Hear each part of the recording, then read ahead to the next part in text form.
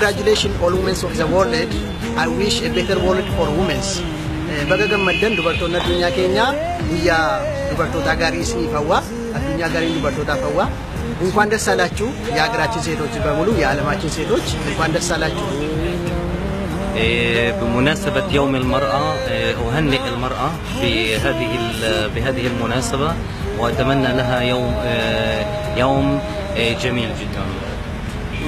Սիրելի կանայք, սրտան շնորհավորում եմ ձեզ մարդուտի կապակցությամբ, ցանկանում եմ որպեսզի միշտ լինեք շատ գեղեցիկ, մենք ձեզ շատ սիրում ենք։ Հայաստան. Les femmes sont nos mères, sont nos filles, on doit les produire dans tout le monde. Je souhaite bonne fête ces journées-là. تحياتي لجميع نساء العالم، أتمنى لهم يوما سعيدا ومنهم أمي وزوجتي. Have a big heart.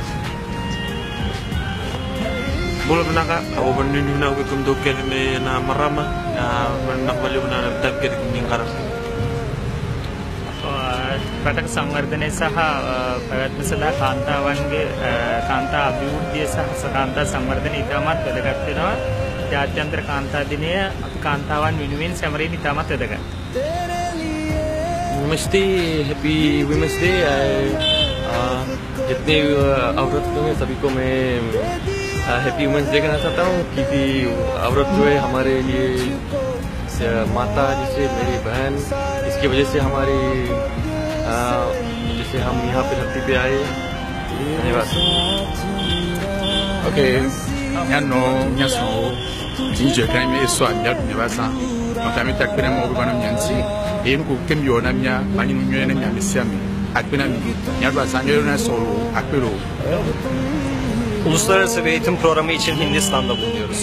8 Mart için tüm dünya kadınlarının Dünya Kadınlar Günü'nü kutluyorum. Yanımızda olduğunuz için teşekkürler. Sizi seviyoruz. المرأة نصف المجتمع ونتمنى إن المرأة تلقى جميع الحقوق وواجبات المجتمع وتلقى كل الاحترام في المجتمع إن شاء الله. 8 Mart günü görmenen құттықтаймын барлық ағаларым чыңден солық жана uzun ömür. Congratulations.